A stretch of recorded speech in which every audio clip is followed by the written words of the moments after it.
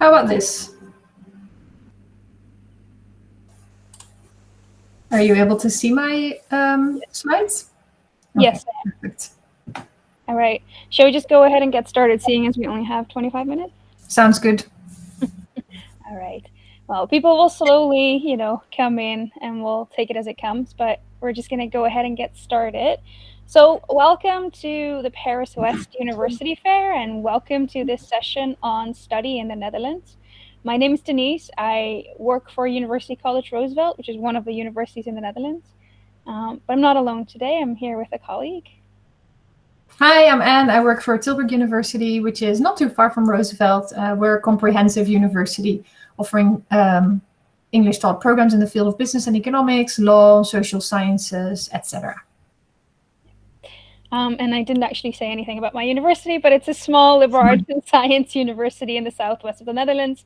500 students offering basically just a liberal arts and science program, but students have access to some 200 courses to choose from.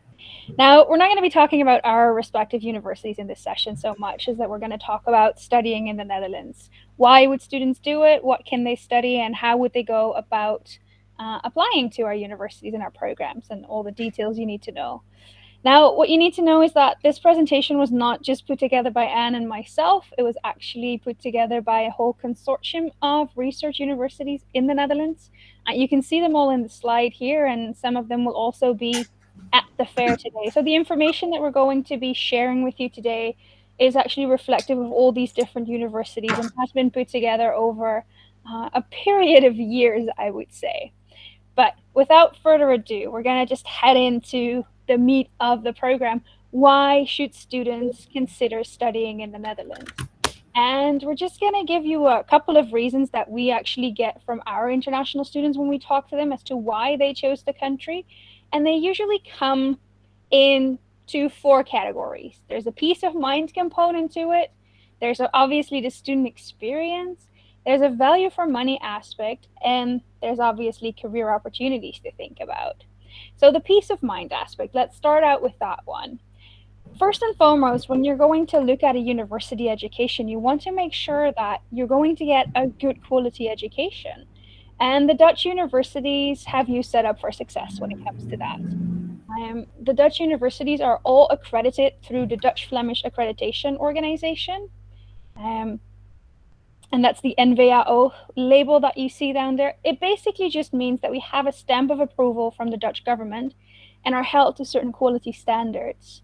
And when you look then at the international rankings, you'll see that the Dutch research universities are actually ranked quite highly, usually in the top 200, if not the top 100. And it's not the exact numbers that matter all that much. It's just to show that we're in the top 2% of programs worldwide, and that is just to give you a little bit of peace of mind. It means that if you come here and study a program here, that you're going to end up with a degree that is recognized around the world. So that's the first aspect of the peace of mind aspect. So yeah, as you can see, sort of a quality and a reputation quite similar to US, UK, and German universities.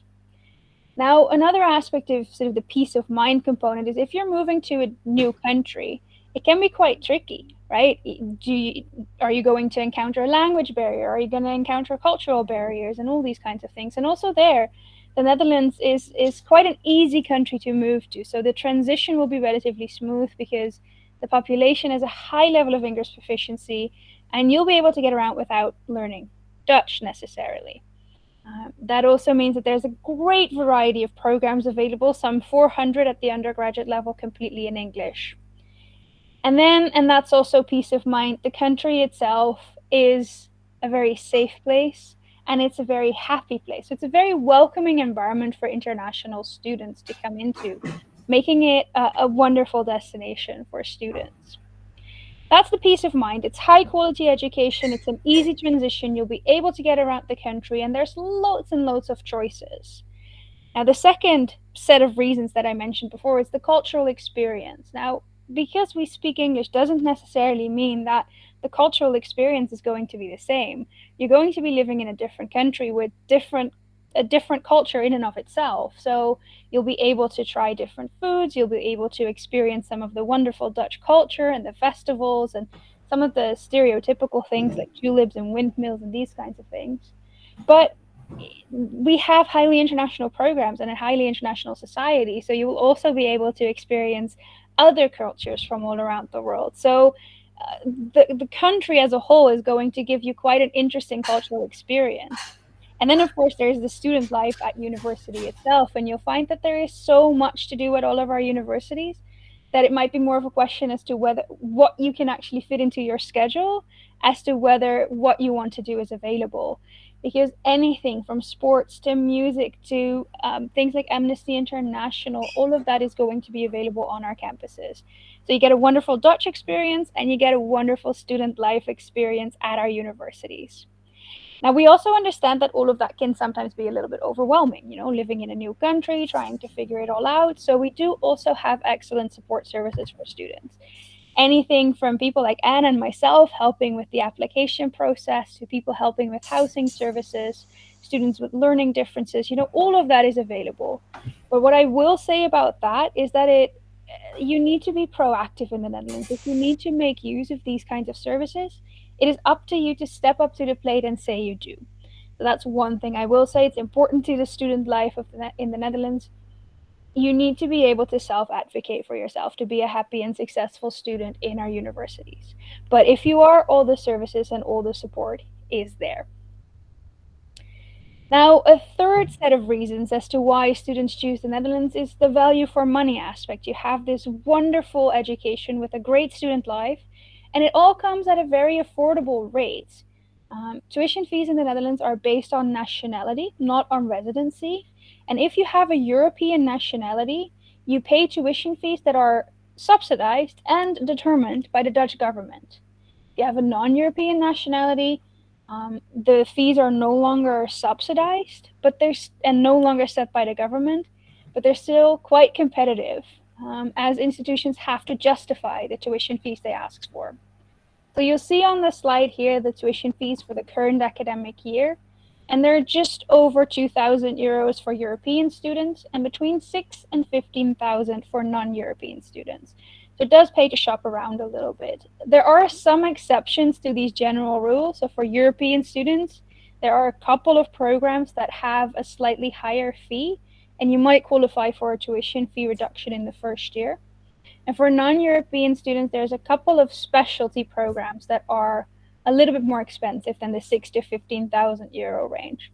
But you'll see that these are quite competitive fees compared to some other places around the world. Now, how do you then, yes, living expenses, also not completely unimportant. Those were just your tuition fees, right? Living expenses then add to that, and it's going to be dependent on your lifestyle, like how much you want to go out for dinner and shop, and how much you're comfortable cooking for yourself. But between 700 and 1,300 euros per month should cover a reasonably good student life in the Netherlands. So that's something to add on to your tuition fees as you're looking at your financial planning for university. Now, how do you then do that financial planning? Are there any resources in the Netherlands for you? For European citizens, there's a tuition fee loan available with the Dutch government. So you can loan that 2,000 euros or even the higher tuition fees for the more university, college, and hotel school type programs. There's limited institutional financial aid and scholarships, and that tends to be program specific. So you'd have to look at each program if they have scholarships, but I'm going to tell you outright, there aren't many for European students. Of course, it is possible to get a part-time job without any restrictions in terms of the amount of hours you work. Now, for non-European citizens, you do not have access to the tuition fee loans, but there is the Holland Scholarship, which is a nice 5,000 euro grant for the first year. Similarly, you can look for financial aid with institutions. There might be a little bit more, but not a whole lot more than for European students. There's just not that many scholarships in the country. And it's possible to work as well. It's possible to work on a student visa, but there's a limitation of 16 hours a week. Now, of course, there's other financial sources that you might look at and that you will definitely need to just be able to afford the study program in the Netherlands, which might be local loans or grants that you can take from your home country. and definitely also your own financial means. So as you plan your budget, this is what you should be looking at. Now, the final set of reasons why students come to the Netherlands is the career opportunities. So, of course, you've had that great experience at a reasonable price, and then what? Well, you can stay on in the Netherlands. Even non-European students are able to stay on an orientation year visa to find a job. And as a European citizen, you can, of course, also work in the Netherlands. And there's many, many multinational companies and organizations in the Netherlands where you might be able to find a job after our programs. And the universities, of course, as with all the other services I mentioned before, they have career offices that will help with, your CV, your cover letters, or market orientation. They do all kinds of workshops and trainings to help you progress into the job market. And just to give you an idea sort of what kind of companies and organizations there are that you could think of that sometimes work with universities or recruit on campus, anything from Shell to Philips to Unilever to Heineken, of course, Akzo Nobel, these are the bigger international organizations that have their home bases in the Netherlands. And then there is also a lot of international organizations in the country. So things like the International Criminal Court, they all have their home in the Netherlands as well. So that's the reasons why. I'm going to hand over to Anne to introduce you to what students can study in the Netherlands and how they would go about doing that.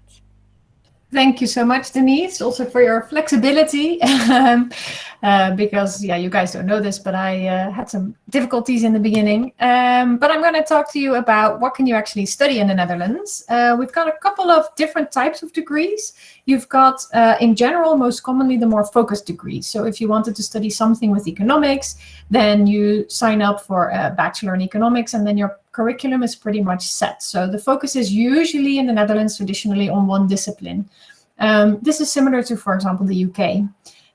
It means that your bachelor can go quite in depth, and then your master's is a specialization. But more and more, you also see that there are multi and interdisciplinary programs available where you can combine different academic disciplines. So, for example, the liberal arts and sciences are programs where you can do that. This is, you might be familiar with it if you've looked at the United States as a study destination. It's very common there. And students can actually try out different academic disciplines and combine them. So you could combine law with social sciences, for example, or engineering if you wanted to. Other examples are, here on the slide, you see PPLE, politics, philosophy, law, and economics, also a concept that came from the UK, in this case, to the Netherlands. In that case, you would have a very broad bachelor, and then your master's would also be your specialization, which will then determine a bit more the direction that you would go into. So it's really good to be aware of this, so that you know what you're looking at when you're looking for degrees in the Netherlands. Now, we have a very helpful website, the Study in Holland website, and you can use this as a tool to search for your program of choice. Probably you have an idea of the kind of fields you might be interested in. You might not know exactly what you want to study yet, but maybe you'll know, okay, definitely something with sciences or definitely something with social sciences. And this website is really helpful because this search tool, which you can find at the bottom, it's called Find a Study Program, is where you can look for degrees in the Netherlands. And this database is filled by the universities themselves. There's a really helpful search bar on the side as well. And you have to be aware that you make use of that so that you make sure you select English taught programs and that you look for a bachelor's and not a master's. So make sure you use those filters, otherwise you might get disappointed. And then this will bring up the degrees that you might be interested in. What you also see here, no, you don't see that in the screenshot, sorry. In the Netherlands, you might have heard that we have a difference between research universities and universities of applied sciences. And the reason why we wanted to bring up this search tool first is because in a lot of cases where you end up is actually determined by your field of interest. But I'm still going to take you through the differences between applied sciences and research universities quickly so that you have an idea of what it is. Because a lot of people who come from outside the Netherlands are not familiar with it. And at the moment, I can only see my slides. I cannot see the chat. So if you do have questions, or maybe if you're already really familiar with it, feel free to let us know as well. And then Denise can always interrupt me in case there are burning questions or something else like that. So in the Netherlands, Denise already talked about it in the beginning of the presentation. We really value quality of education, access to education, and we also like our education to be highly standardized, so that whether a student comes from the north or the south, the east or the west, they all always have access to university. And all of it is kind of streamlined and accepted. So we also have a centralized exam, high school exam for that reason. First, I'm going to tell you a bit about the research universities. Denise and I both work for a research university, and these are the traditional universities that you are familiar with that offer an academic level education. They are 3-year bachelor's programs, but it is very common for students to do a master's afterwards. And the learning style tends to be quite fast-paced, in-depth. We do require a lot of independence from students as well when they're enrolled at research universities. There are more than 100 programs in English available at the moment. And they are taught either within comprehensive universities or universities of technology. We have 3 universities of technology, and when I say them, you may have heard of them. Delft, Eindhoven, and Twente. Those are universities of technology because they're specifically focused on engineering. And all the other universities, there are 10 left, I think, are comprehensive universities where you can study different disciplines. They might have, sciences, chemistry, those types of things, but also things like languages, culture studies, law, social sciences, etc. And then there's also the university colleges where you can study the liberal arts and sciences program that I told you about, where you can actually combine different fields. And they are part of these larger universities. So to give an example, I work for Tilburg University. We have 20,000 students, and we have 15 bachelor's programs that are taught in English. And then we have our university college where we offer liberal arts and sciences, which is one of our 15 programs. So the university college is like a little college that's part of a larger university. Similarly, Roosevelt University College, which is where Denise works, is part of Utrecht University, which is the larger institution that it falls under. Then we have the Universities of Applied Sciences, and these are more preparing for the labor market. So they offer 4-year bachelor's programs, although sometimes you can do a fast track that is 3 years, but generally it's a 4-year program. And usually it is training for the labor market. So it's a little bit more hands-on. It's really preparation for a specific profession usually. We see that more and more there are master's programs available, but generally the idea is that with your bachelor's, you are labor market ready. It's also very common for University of Applied Sciences to include an internship. So you can see that it's kind of in the name, University of Applied Sciences. The applied element makes you apply your knowledge basically in real life. Whereas the research universities, the focus is a little bit more on academic research. Now, there are more than 200 English taught programs available at Universities of Applied Sciences, and they are generally in one of the 4 categories mentioned here. There are comprehensive institutions, so equally, just like the research universities, Universities of Applied Sciences will have courses in social sciences, in engineering, in arts, those types of things.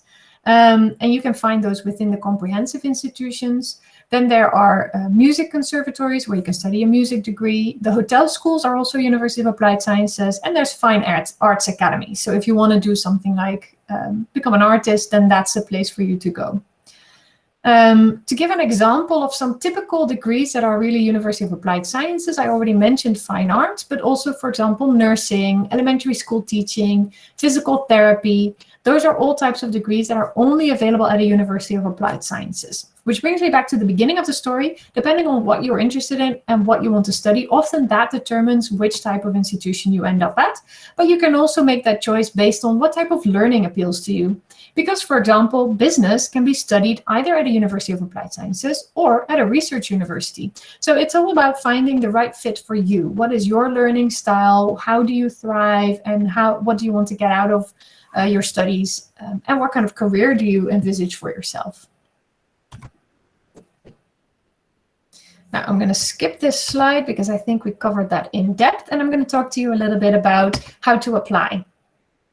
Now, first and foremost, Dutch universities look at your diploma to see whether you are eligible. So generally, we stuck to research universities because we are representing research universities.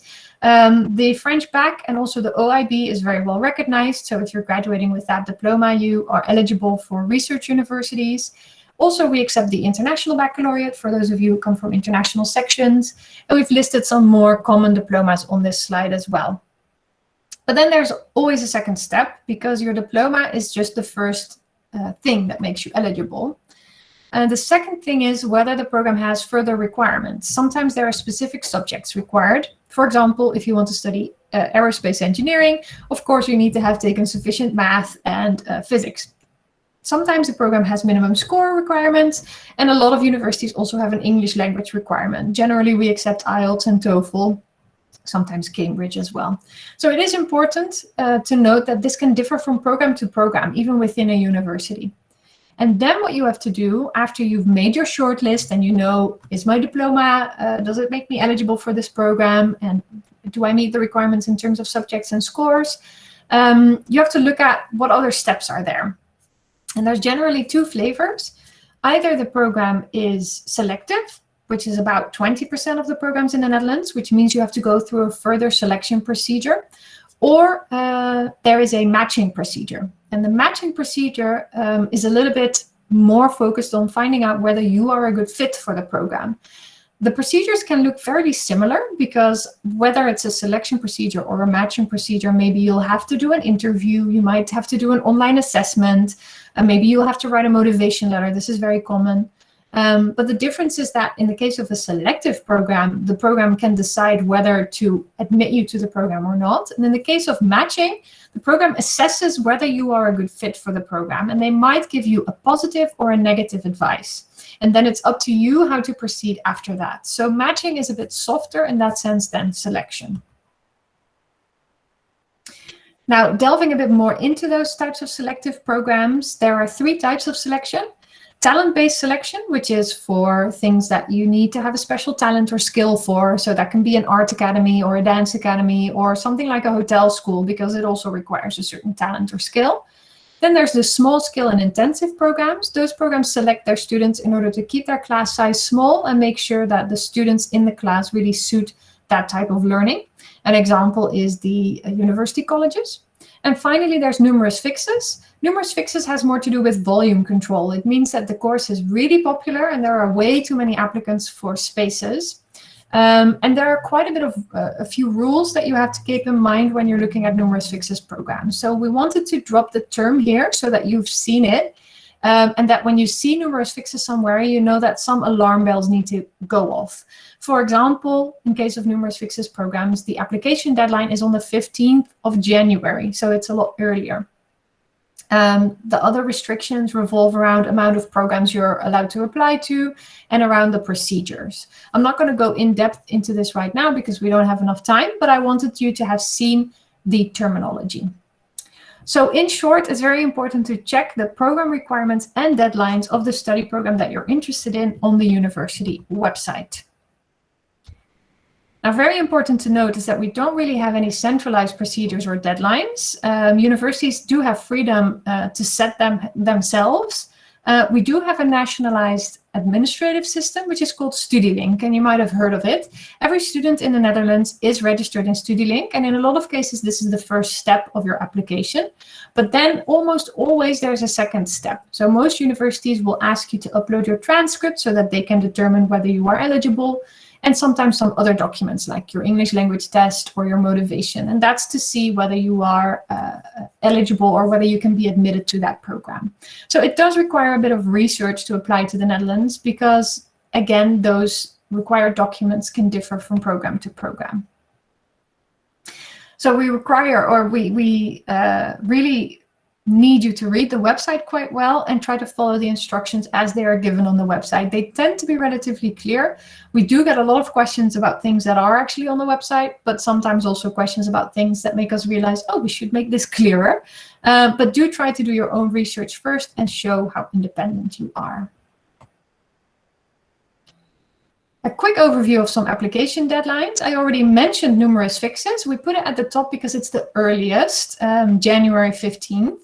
And this is a countrywide, nationalized, standardized deadline. So if you're looking at anything with numerous fixes, January 15th. Other types of selective programs tend to have their deadlines between December 1st and May 1st. So if you already know that you're going to apply for, I don't know, a dance academy, do your research now. Don't wait until the spring. For all the other programs, the deadlines are generally somewhere between April 1st and sometimes for EU passport holders as late as July 1st. So there is quite a lot of flexibility there. But the longer you wait, the more options close. So it's always good to do your research in the fall and make sure you don't miss anything. I just wanted to highlight once more the institutions that are responsible for creating this presentation. You can see on there UCR and Tilburg University. Those are the institutions that Denise and I represent. But you also see our partners on this slide. Some of them are here today at the fair as well. So we encourage you to come speak to us and to our colleagues from the Dutch Research University Consortium as well. Now I'm going to go back to there we go. Right. So there have been quite a few questions in the chat, and I've tried to answer them as much as possible as we go because we're out of time, as is. So if you have any questions about what we spoke about, a lot of the information is going to be available on a website called studyinholland.com. That's your basic go-to for anything related to studying in the Netherlands. And then Anne and I will be in our booths. So if you have any questions for us, come and visit us. Check out all of the other Dutch universities that are here, and they're happy to help with any questions you have as well. Next time, I guess we need to bring someone else who can answer questions. Yes, yes. But for now, this is it. Thank you for joining, and we look forward to seeing you at the fair. Merci bien. Au revoir. Bye.